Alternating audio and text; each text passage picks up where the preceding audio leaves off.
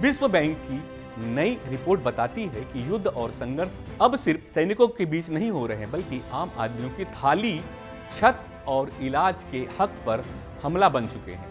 हम आपको दिखाएंगे कि किस तरह Sudan, Gaza, Ukraine, Iran, Ethiopia जैसे देशों में घर, स्कूल और अस्पताल सब मलबा बन चुके हैं और ये त्रासदी वैश्विक आंखों से ओझल है। चलिए देखते हैं आज का दूसरा पहलू। 1 अरब लोग, एक जैसी पीड़ा। विश्व बैंक के मुताबिक दुनिया की 1 अरब आबादी 39 ऐसे देशों में रहती है जहां पर युद्ध, गृह युद्ध या सशस्त्र संघर्ष लंबे समय से चल रहे हैं। इन देशों को कहा जाता है FCS देश, यानी फ्रेगिलिटी, कॉन्फ्लिक्ट एंड वायलेंस से जूझते राष्ट्र। यह संघर्ष किसी भी बम से ज्यादा खतरनाक है, क्योंकि इनसे न सिर्फ जान जाती है बल्कि आय, उम्मीदें और भविष्य भी तबाह हो जाता है। भूख से भारी है तबाही।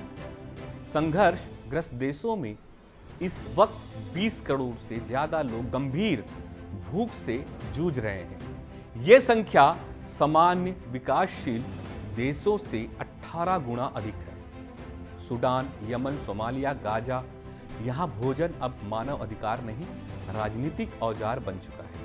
शिशु कुपोषण बढ़ता जा रहा है। खाद्यान्न वितरण ठप और सहायता एजेंसियां भी असुरक्षित। भोजन के लिए जब किसी मां को अपना बच्चा बेचना पड़े तो समझिए युद्ध ने क्या छीन लिया है। इन देशों में अधिकांश अस्पताल या तो बमबारी में तबाह हो चुके हैं या फिर चिकित्सकों का पलायन हो गया। उदाहरण के लिए गाजा, जहां पानी, बिजली और दवा तीनों गायब हो चुके हैं। यूक्रेन, 400 से अधिक स्वास्थ्य केंद्र बंद। सूडान और इथोपिया, कई अस्पतालों पर सीधा हमला। युद्ध में गोली नहीं लगी तो भी जिंदा रहना मुश्किल है, क्योंकि बीमारी से लड़ने के लिए इलाज ही नहीं। बेघर और बेसहारा लोगों की बढ़ती गिनती। इन संघर्षों के चलते 11 करोड़ से ज्यादा लोग शरणार्थी बन चुके हैं। इनमें ज्यादातर बिना नागरिकता, सुरक्षा या दस्तावेजों के जी रहे हैं। सूडान, तख्ता पलट, जाति हिंसा, गृह युद्ध, राजधानी खंडर बनी, भूखमरी का आलम। गाजा और वेस्ट बैंक, इजराइल हमास संघर्ष, स्वास्थ्य, पानी, बिजली खत्म, पूरा इलाका मलबे में बदल गया है। यूक्रेन, 2022 से अब तक जीडीपी में 40% गिरावट, लाखों लोग बाहर भागे, भविष्य अनिश्चित। ईरान, प्रतिबंध, युद्ध और आर्थिक तंगी, महंगाई चरम पर, बेरोजगारी भी चरम पर। अंतर्राष्ट्रीय तंत्र, प्रयास या औपचारिकता। संयुक्त राष्ट्र, वर्ल्ड बैंक, G7 ये संस्थाएं रिपोर्ट तो जारी करती हैं, लेकिन क्या धरातल पर कोई प्रभाव पड़ता है?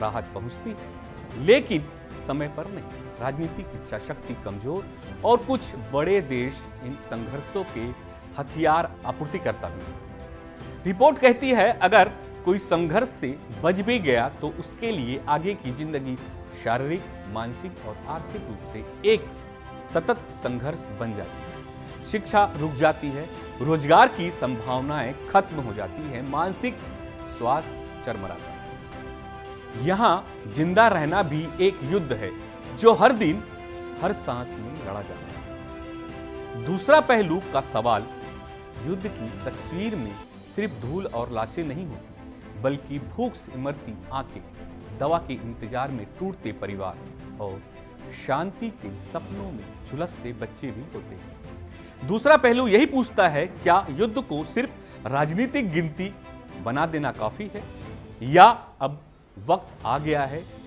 जब मानवता को भी रणनीति का हिस्सा बनाया जाए।